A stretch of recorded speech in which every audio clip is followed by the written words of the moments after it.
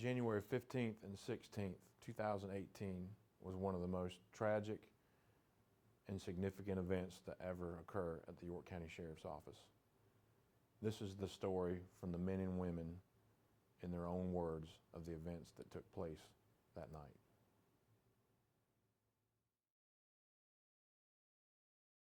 Normal everyday shift, went to work 6 p.m., night shift starting out.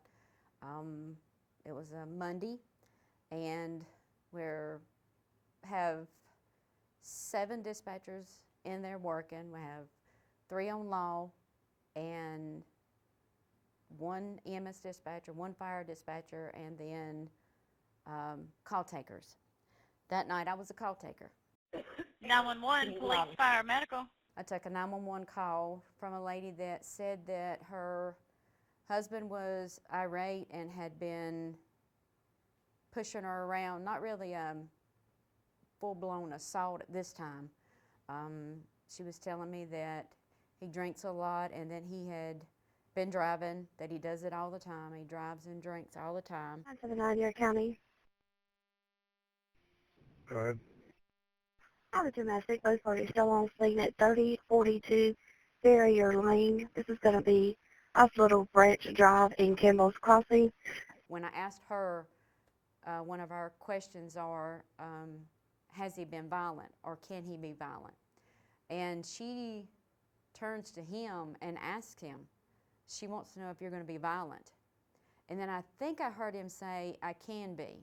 Our males on scene intoxicated, just as also the female. Weapons are inside the house, but has not been presented at this time. And I was at home. I was listening to the walkie-talkie, and when that call came out, and I looked at my wife, and I told my wife, I said, this call right here, I said, it don't sound too good. My dispatcher sees what it is, and she's already got police on the way because, you know, we're seconds, we've got somebody told about it, and they're heading that way. Then she says, well, he's gone and gotten his gun now. And I say, what kind of gun does he have? And she says, a rifle. Then she starts telling me that he's past military. So my adrenaline's, I mean, everything's just like stacking on top of it, building up, that it's getting worse and worse and worse. 979-437 York County, be advised the male is physically assaulting the female at this time. She starts screaming and hollering and obvious assault. He's assaulting her. I said, he done went back in the house, he's done jumped on his wife, and I said, he's done left out with an AK-47. And then I hear dispatch said that he left in the car, and then a few seconds back, they could come back and said that, no, he left on foot. Confirm he left on foot, charges, and type of weapon. The rifle's possibly a semi-auto AK-style rifle. I was like, oh, what is he going to do with that gun? You know, he's gone with it. You know, all these things are going through my mind, and officer safety, caller and victim safety is priority, and now I'm worried about my guys. I'm worried about my officers because I've got them responding out there to a guy that's beat up his wife, supposed to be the person that he loves almost most in his world, her and his children. What is he going to do to my officers? And I told my wife, I says, now something about this call right here is just, it ain't gonna turn out good. I says, there's something about it. York County 504. 504. Don't do it in a route. You know, we had already called K9 just as soon as he got out of the house. You know, we're gonna get Randy and the dogs en route, and it's just that feeling. You know, it was just a feeling that, oh, this ain't good. This ain't good. It just kept getting worse and worse. That Christmas, I bought my wife a scanner for Christmas, and other officers said, well, you should listen to Randy run a dog call. Says, old man says, you know, way he runs a dog call. So I set the scanner up where it would stay on Special Ops 2. That's the channel that we run the dogs on, in Special Ops 2. So at that point, I set it up and everything, and I left out. Well, right before I left out, I called Lieutenant Heath Clevenger and told Heath that I need a long gun and some extra help. I was literally sitting on the edge of the bed about to go to bed when I got the phone call, and got back up, got dressed, and drove out there to the scene. after I got on the scene, started discussing the particulars of the incident. He said, do what? And I says, I need a long gun due to this guy's got an AK-47. And I said, just something about this call, it kind of, it ain't gonna turn out to be good.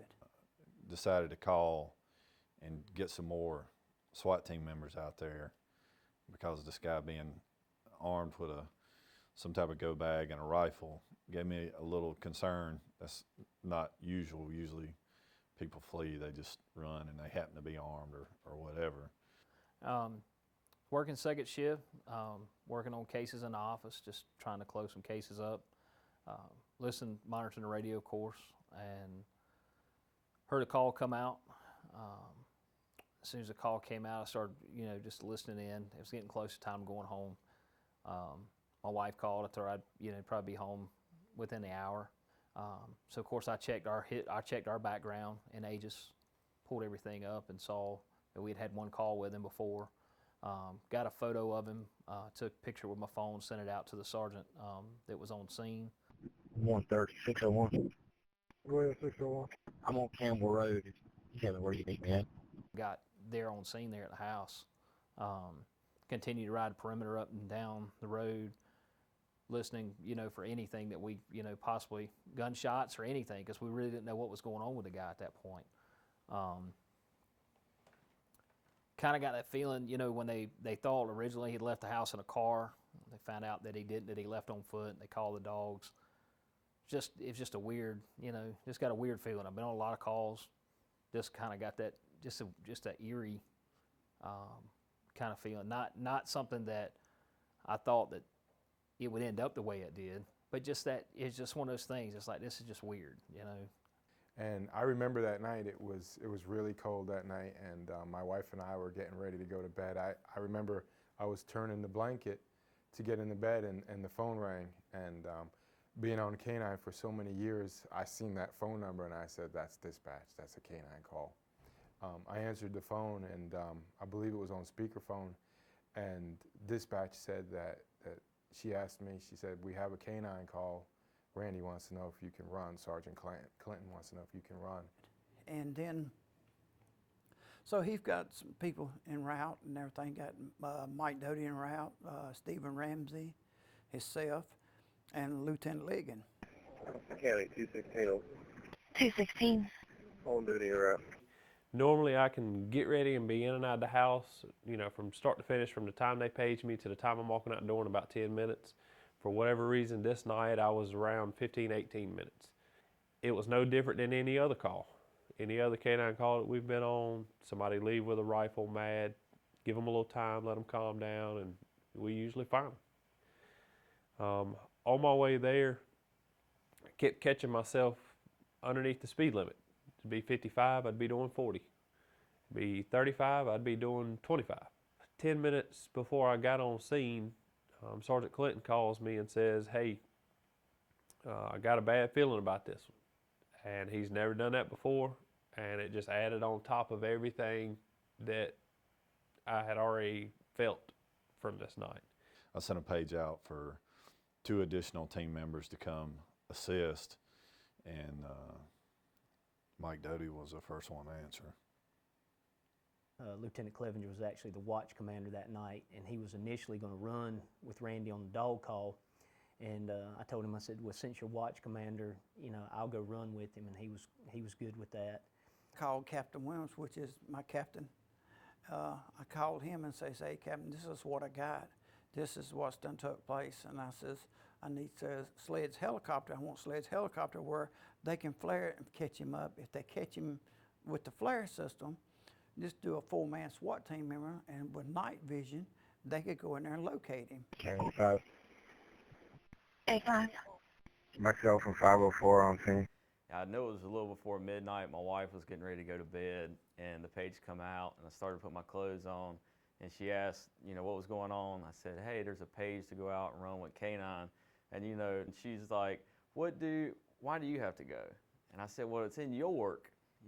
I live in the York area, so it's much easier for me to go than for one of the team members from Fort Mill to come down and respond to this call. And, When I arrived on scene initially, I saw that Dodie was there too. And I was kind of surprised because Dodie doesn't live in the York area, but I remember saying to myself, why am I surprised? Dodie's always working. You know, why am I surprised that Dodie's here? Dodie's always working, always doing something, right? And I remember seeing Randy Clinton with K9 and Cole Greene, who was also a runner with K9. They come up and get into my vehicle due to the weather. And I just remember it being so cold out there, and you kind of forget those small details as the time passes, but they got in my truck, asked me to turn the heat on blast, and I already had it on, and I had all these clothes on, but they're like, crank that heat up. So I turned the heat on as high as it go, and I said, when y'all get hot, let me know. They said, don't worry, we're not gonna get hot. We're sitting there just kind of warming up. Again, it was 17 degrees outside, and so it was extremely cold. I had on my long johns, a hoodie, an outer vest, and a jacket over my outer vest, and was still freezing cold. For many canine calls that I've been on, as soon as we get on scene, we get our gear, get ready, get the dog ready, and we're gone into the woods. We're tracking that subject. But Sergeant Clinton said he wanted to take this one easy. He wanted to wait. A couple of the SWAT guys, you know, were dispatched to run with them. Had a helicopter coming. From being on K9 before, I thought it was kind of odd that Randy hadn't started the track, even though he was there with the dogs and he had people there to run the track. I thought it was kind of odd that he hadn't started on the track yet. But I didn't get in the middle of what was going on at the house. I just stayed, you know, I had my job. I was keeping up with the perimeter where I was at. Longer I weighed him out, and I says, hey, I says, it's better for us. I said, just like, you know, you got a dog that's biting at you, and as long as you poking him, you kicking at him, he's gonna still bite you. I said, but if you back off of him and just leave him alone for a period of time, I said, you might be able to walk in and just pet him on the head because you got him out of that defense mode. And I said, time is to help benefit us. The helicopter got there and circulated the area for 30, 45 minutes. What we felt was right there reasonably close, and didn't pick up anything on the FLIR. And I put Mike and Ramsey together in a car as a quick reaction in case something happened.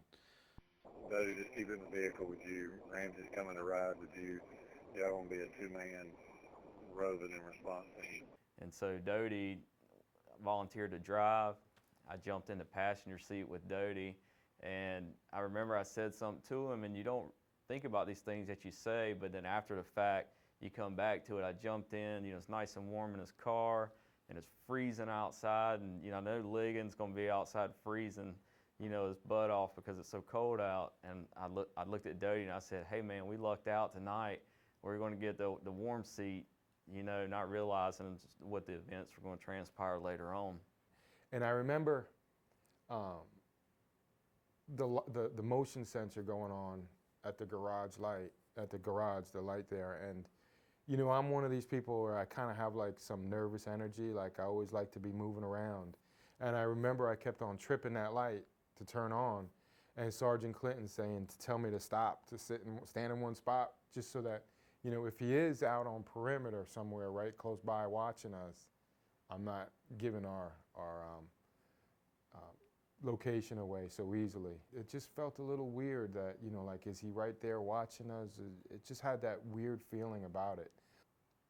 We go and we find out that his some family members had lived next door and they weren't actually at home. So we got a few guys together and we went over and we cleared that residence and saw that he wasn't there. And so, you know, we waited around, and SLED's helicopter come, and so we come back through the yard and everything, and I go through the yard and I said, boys, I said, we ain't got no chance. I said, we ain't got no choice. It's going on 2 hours now. And I go to the vehicle, and like I say, it was 20 degrees and we was all cold. And I go to the vehicle and I get the dog out and I start talking to Gabby. I talk to Gabby like she's a person and everything, because me and her been through a lot together. And so I was sitting there talking to her. I said, girl, I said, if you don't want to pick up a track tonight, I said, this be the night, don't pick that track up. And when a man with 34 years experience has an eerie feeling, you learn to trust it. Okay, the house is clear. I'm fixing to put a dog on the ground. So what got up there? There was a white split rail fence, but it was made out of that plastic material.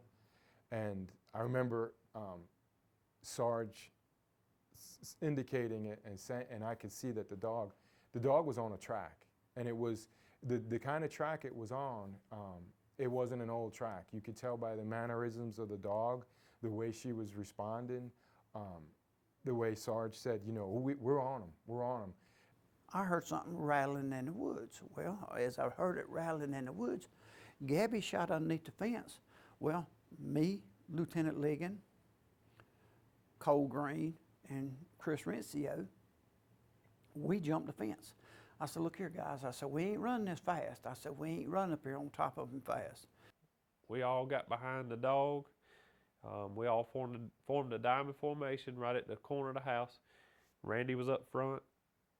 Lieutenant Ligon was to his left. I was to his right, and Chris Laurencio was in the back. And I remember going down this trail, and we had our flashlights on, and being on the K-9 team for as many years as I've been on, I'm used to finding people with our eyes and the flashlight. You know, the dog will bring you right to that suspect. So she's picked up the track. She's going up a little, like a horse trail or a little trail somebody made in there. She goes about 20 or 30 yards and she cuts off to her left and she goes into a little old gully like. And she noses it and I said, okay guys, at one time he was laying right here watching us at the house. Looking back on it, that's another eerie thing, him just sitting in the woods watching us. We've been sitting out there for 2.5, 3 hours and he's just watching us. He could have picked us off at any moment.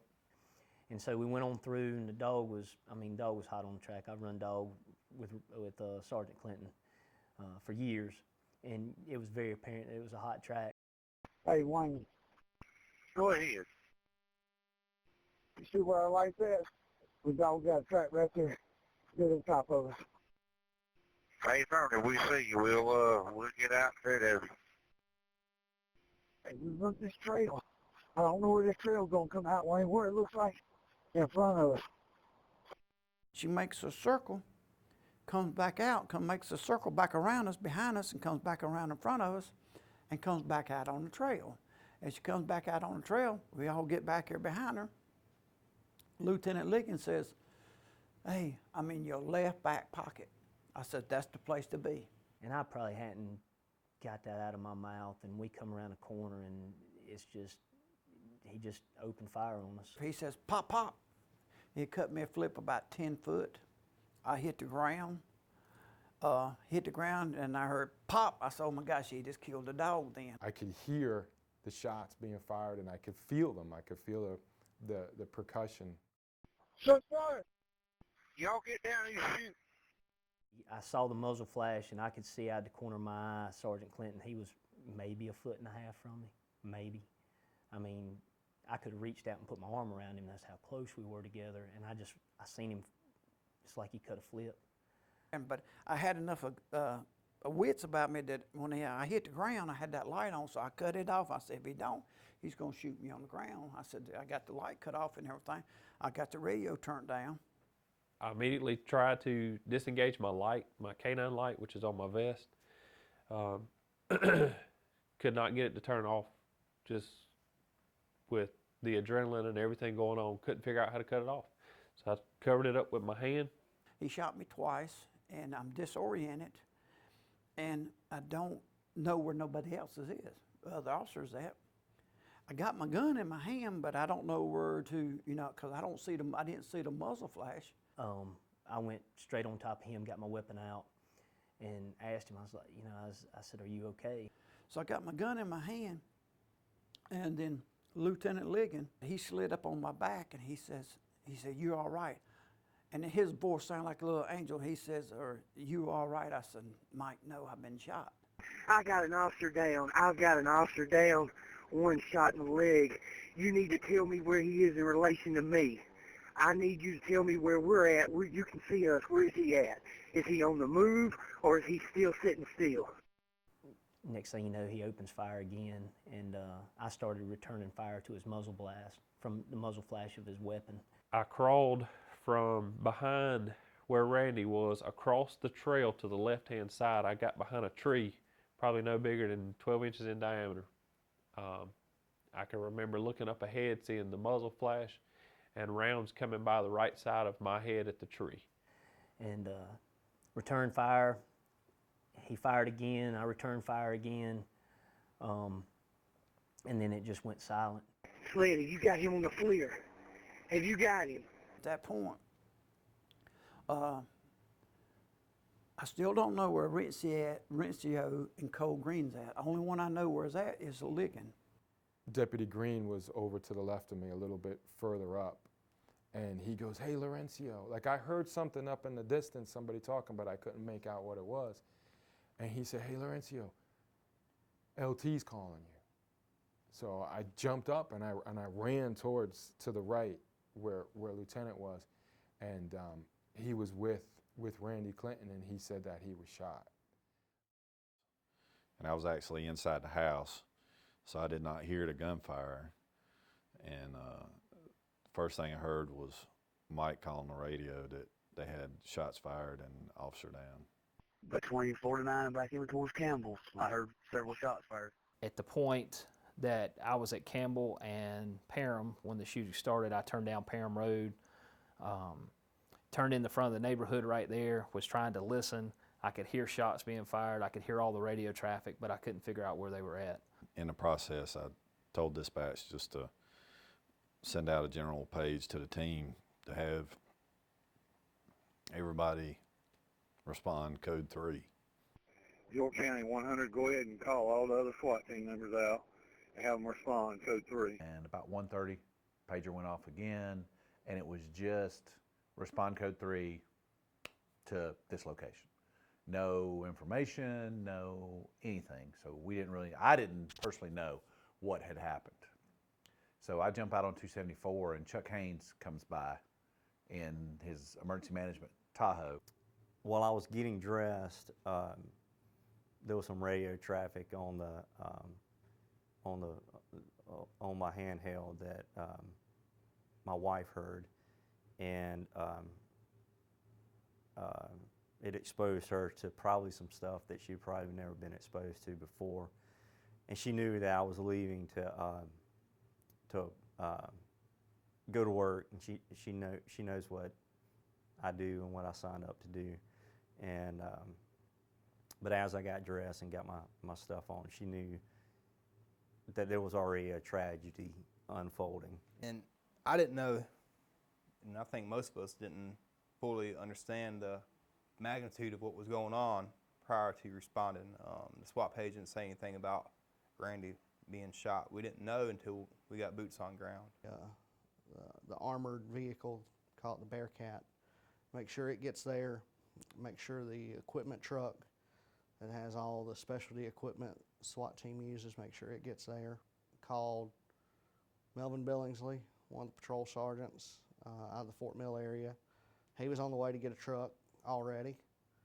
Talked to Charlie Threet. He was a brand new truck driver, had just started, and he works Rock Hill area on patrol. He was off, and he headed out that way.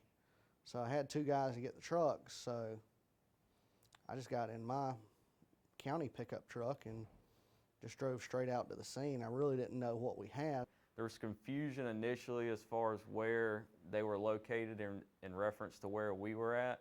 We were basically, riding through the neighborhood, circling outside the neighborhood, and so we were trying to find the closest residence to where they were at in the woods. Be advised that this subject ambushed us in the woods. Sled, you let me know when you pick him back up.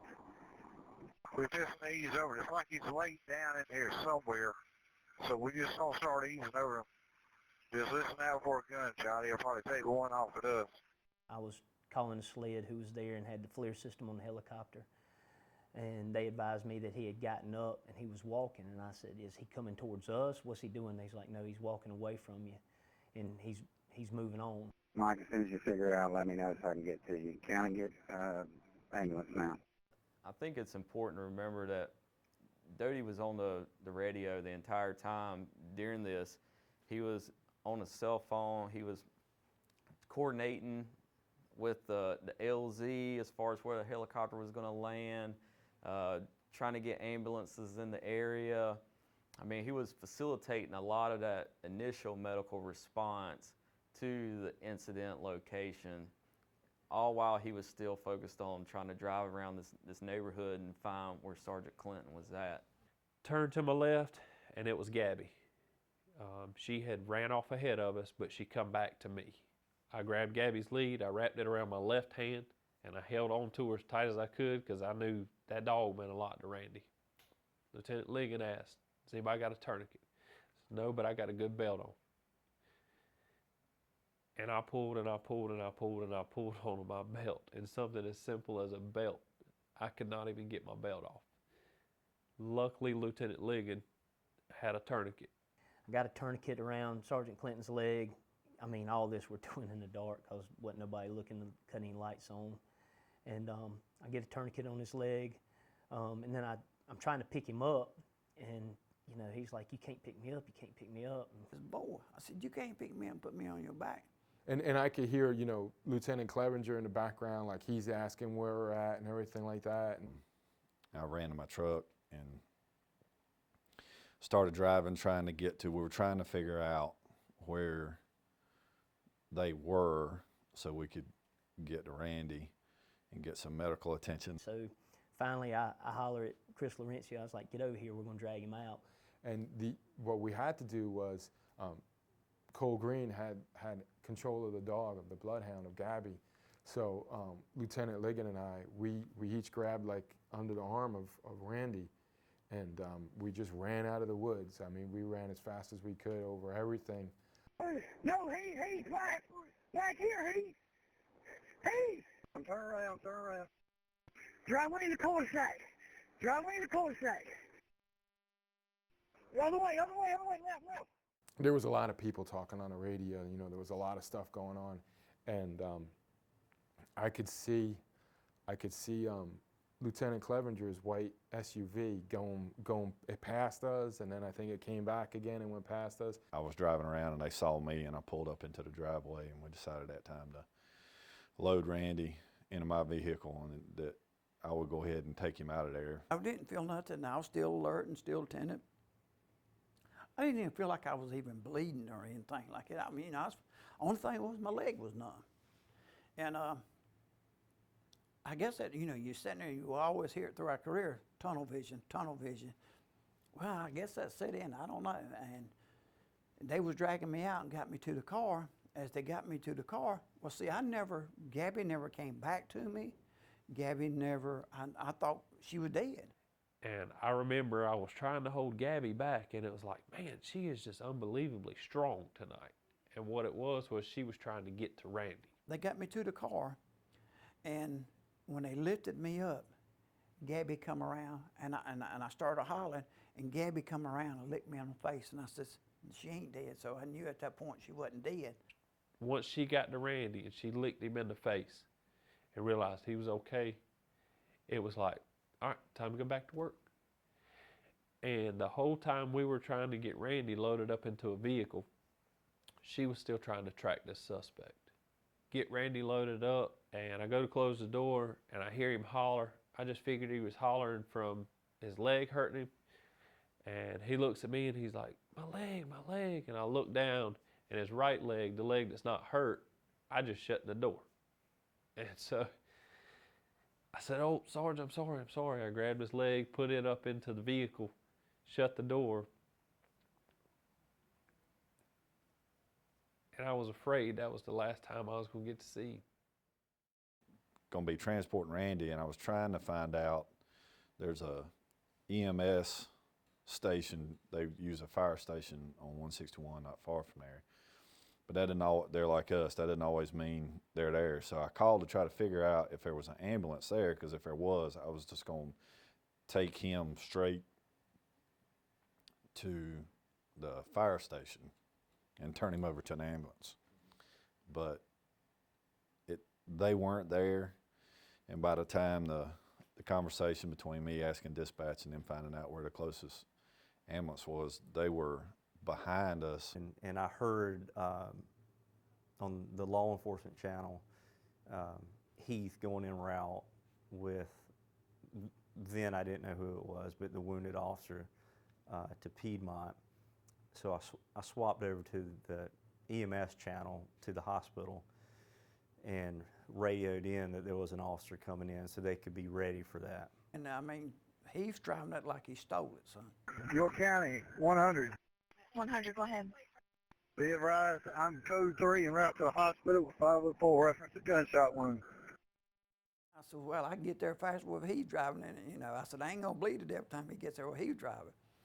And so I was, things is popping in your head, it's like, So we get to 161 in Pet Village, and I look up, and here come the ambulance, and then all of a sudden, we like crawled and went past each other like this. I said, oh, that's not right. He said, I ain't got time to stop for him. So he took on to the hospital.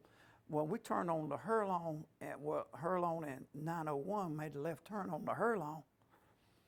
I reached in my back pocket and got my billfold.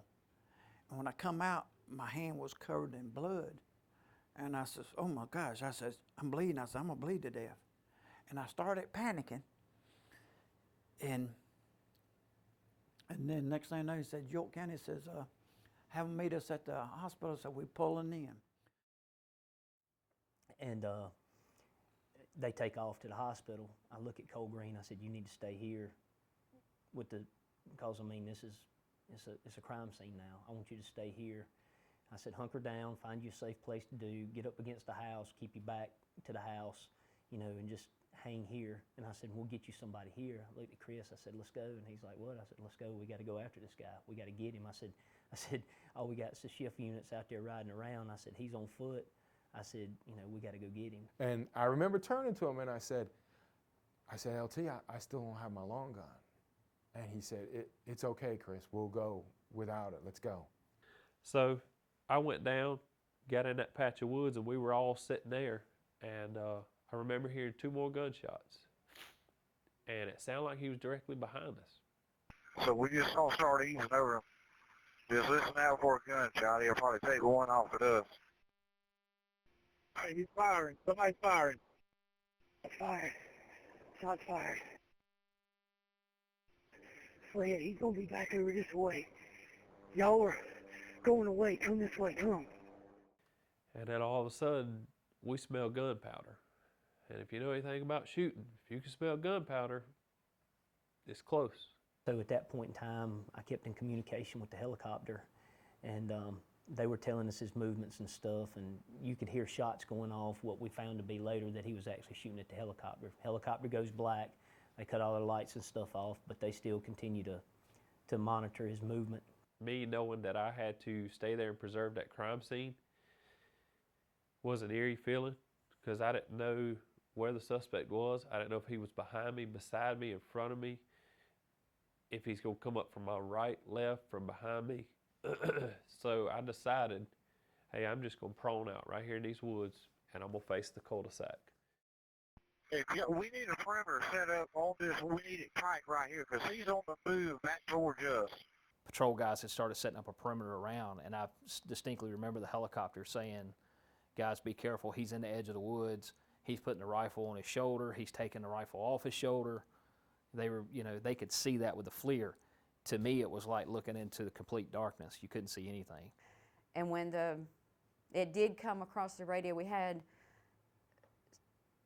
3 or 4 officers that were right there with Randy when all that happened, and you don't know who it was at that time, but they say shots fired and you have an officer down, and it really don't matter which one it is. It's just, it runs a feeling over you like you can't explain. I mean, it's just like, it's like having your son or your brother or, somebody out there that's very close to you that you care about. You know their wife's name, you know their kid's name, you know where their kids go to school, you know what they like to do for hobbies, and then you're thinking, oh no, and then when you do find out who it is, that rush comes all back again. It's just like and then you almost want to say, okay, well, it's not real bad, you know, he's still alive and we're going to be okay. And where you're looking for the end of the call to come. You know, you wanting that level out where the guys go code 5 under control and you're like, oh, Lord of mercy, that was close. It didn't come. It kept on and then went back up again. York County, if you will, somebody go ahead and notify Captain Williams and also go ahead and notify 52 and 50. Mike, I'll talk to 54 and 50. I'll give Captain Williams a call now. I was awakened by my phone, and it was, when I looked at the caller ID, it said Joey Wallace, which is Detective Joey Wallace. Obviously knew it's not Joey's practice to call me, and I don't think he was unnecessarily called that night. I don't remember, but I just remember, you know, when your phone goes off in the middle of the night and you're the sheriff, it's never going to be, you know, anything really good. Basically, I didn't know who had called or who hadn't called, but I knew that they needed to know what was going on, especially with one of our guys being hit. And so I answered the phone, and he was pretty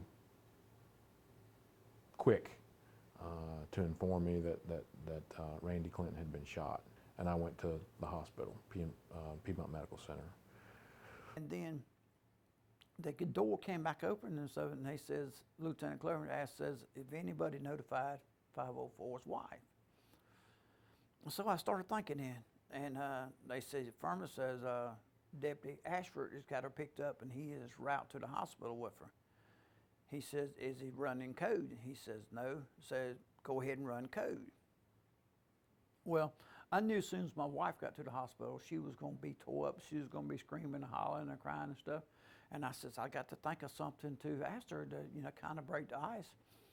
And the sheriff come in, and Captain Allman from the city of Rock Hill, and he was coming in. I looked at Brent, and he was crying. And I said, I'm all right. I gave him thumbs up. I said, I'm all right, Brent. I said, I'm fine. And everything. And the sheriff, and I talked to him for a minute. He asked me, was all right? And I said, yes, sir. I said, I'm fine. I said, you know, just my legs numb. I said, but I'll be all right. And at that point, I knew, and they says, I heard one of them says, Randy's wife's here. Well, when I knew that, and I said, oh, he's fixing to go. And so she come in the door screaming and crying and stuff, and then I says, hey, come here. I said, I'm all right. And I said, come here. And she bent down. I says, how you like riding in that patrol car in blue light siren? She smiled. When she done that, I knew everything was all right. You battle in your own mind. Do I go to the scene or do I go to my injured officer? And in retrospect, if I had to offer advice to any sheriffs or chiefs or any law enforcement leader, you go to your officer. In looking back, had I have gone straight to the scene and not seen Randy first, I would regret it. The sheriff responded out to the hospital too. And I got permission from him to go back to the scene. So I spent some time there with Randy, and all the while my heart's telling me, get out there. And so it appeared Randy was going to be okay. I left there and headed out to the scene. At some point in time I called, I don't even remember if I called when I was on the way to the hospital or it was away from the hospital to Farrier Lane in Perham Road area. I called our public information officer, Trent Faris, and let him know what had happened and had him come out. And typically when I get a phone call in the middle of the night from sheriff, the major, a captain, or anybody, it's usually not a good thing. I answered the phone and the first thing he says, Trent, Randy's been shot. And I was on the phone with him in my closet trying to get my clothes on at the same time, trying to get some details. And I got on my way.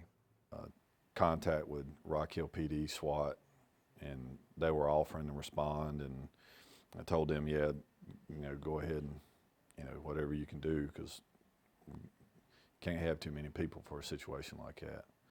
Sled, you still got him? That's what we've been trying to tell you we don't. We need to get this perimeter set up on this main highway. We knew that somewhere between where we were at and between where I was off of 49, that he was in that wooded area somewhere. We just didn't know where. So they started putting everything together. Captain started arriving on scene. Pulling up on scene, I heard him say that they were at Piedmont with Randy. Sheriff got there. We got up on Campbell Road, and we stopped sort of on the backside of the neighborhood on Campbell Road, where the incident was north of us. We knew Ligon was operating, and a couple others at that time. I didn't know who, but I knew there was some radio traffic with Ligon being in the woods somewhere. When we get there, me, Chuck, Grady Gonzales, and Chris Kinsey all kind of get there at the same time. And I think it was Chris said that was the first time that I found out that Randy had been shot. That we knew, we didn't know that up until that point. So I put my kit on. We weren't sure where he was. We were pretty close to the last time he had seen, so Chris actually covered me while I was putting my kit on. Buddy linked up with us. We got our cars out of the roadway. And since mine was the only really unmarked car, we decided to jump into my car because it was unmarked. It's, and Chuck, one of our SWAT medics, we got him. He's like, man, I'll drive. I drove the guys down Campbell, Perringham, into the neighborhood and trying to access to get some bodies into Ligon and the guys. To find Mike Ligon and Laurencio, because they were still, the helicopter was still going, they still had him on the FLIR, and it was just Mike and Laurencio were left from the original dog team. And I remember we got to that drainage ditch, and then we went up the road, and Sled was tracking this guy. He was watching him.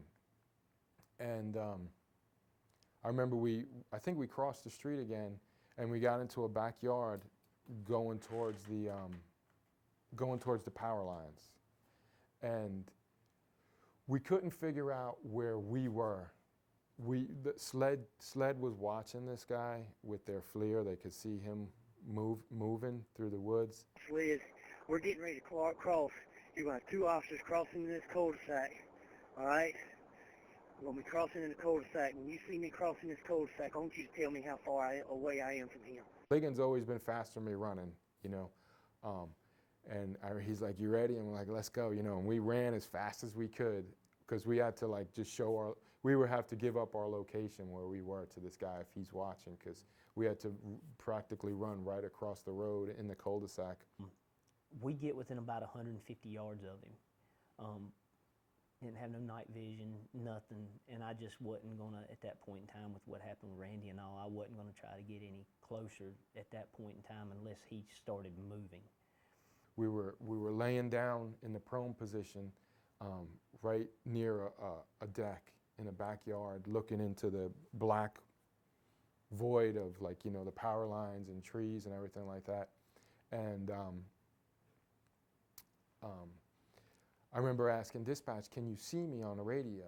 And it was, and I remember the voice was Donna, was the dispatcher. And so I pull up the map. We have a nice map that we can zoom to the location, and it's pictometry, so I can see the trees and ponds and other little buildings and stuff around it, houses that are close by.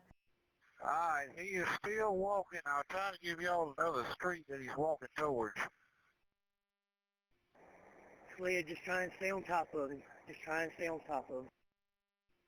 Yeah, we trying. He tries to dip into some trees. Where we were going down, it wasn't the safest place to be, but we knew exactly where the shooter was, and we were able to kind of work that back channel. We rolled down our windows just in case he popped out.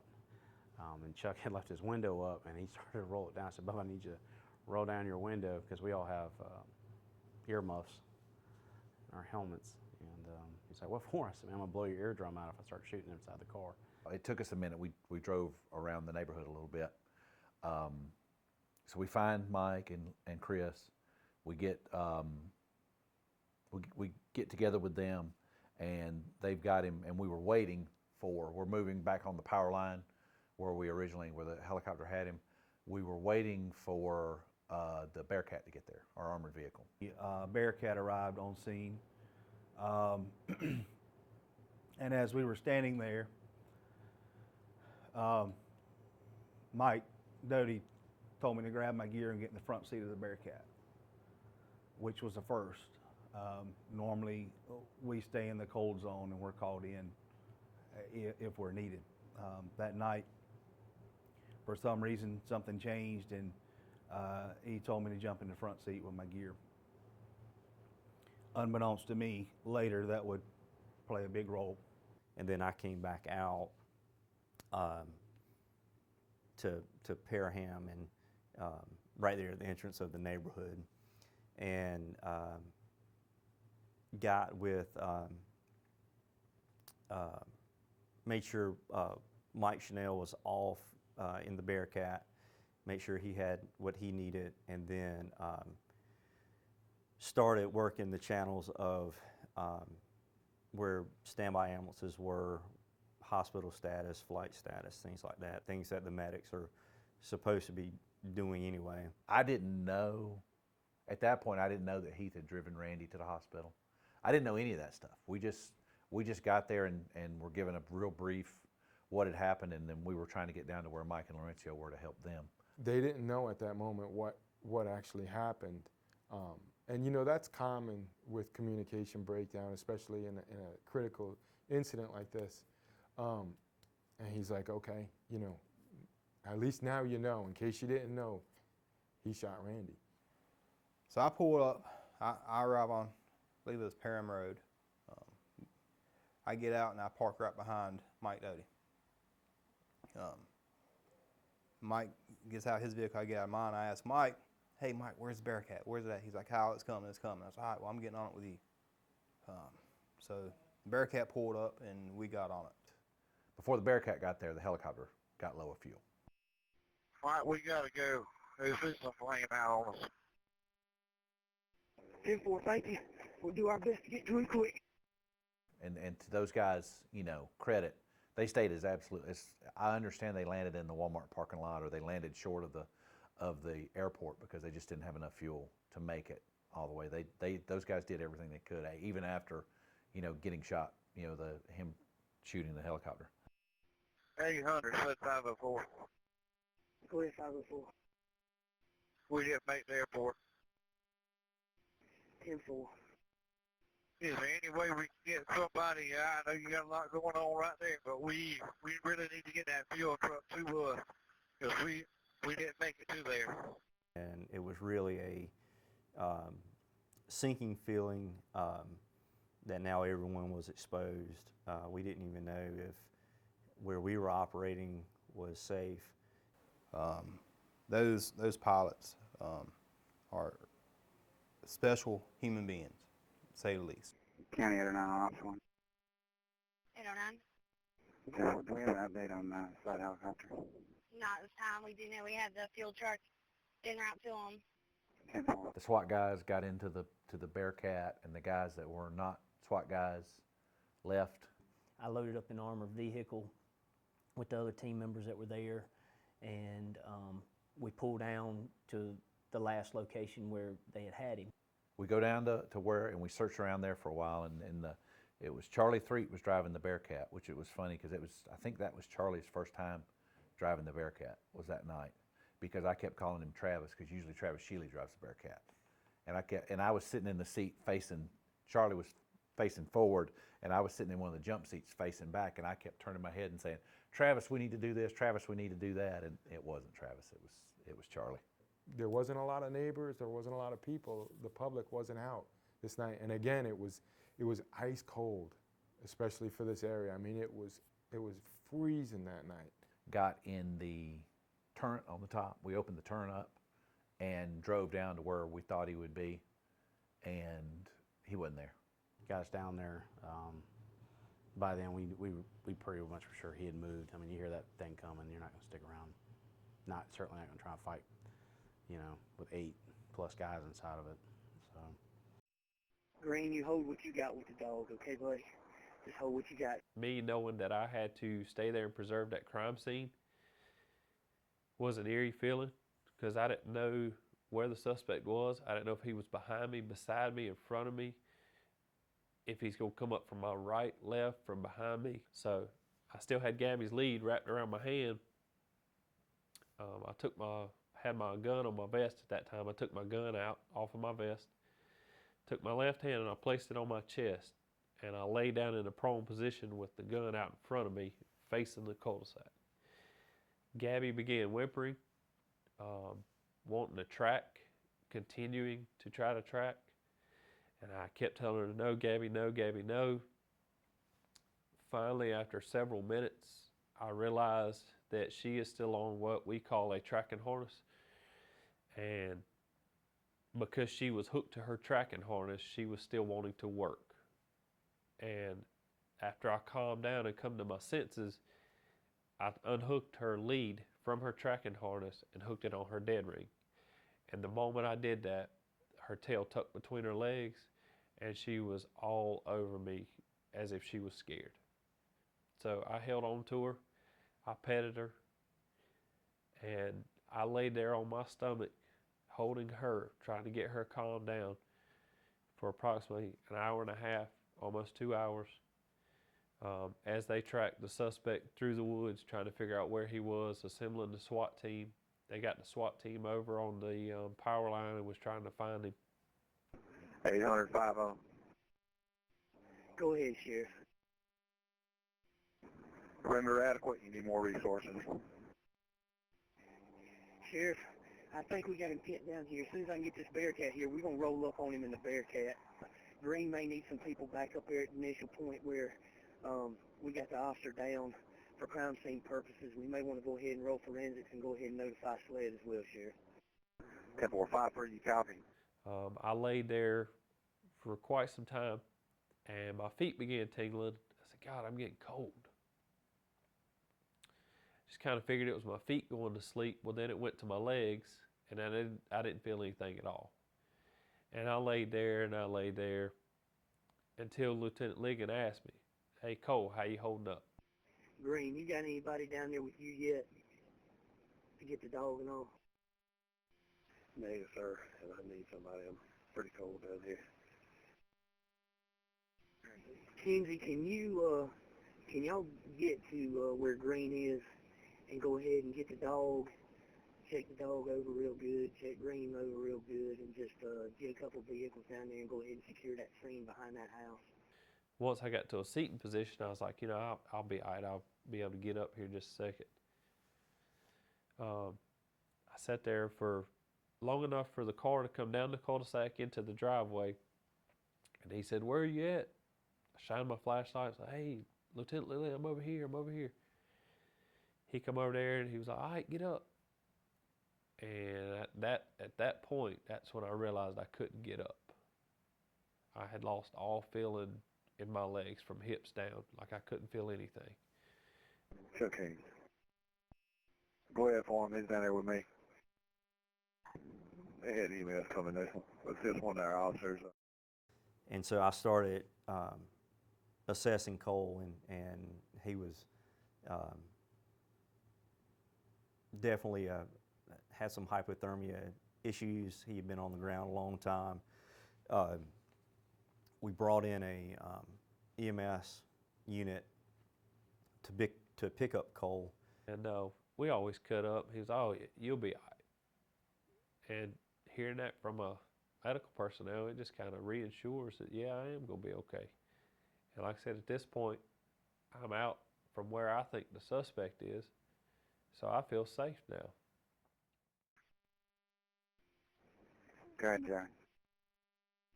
Got a spare key to your car? Fireman, I've never got one.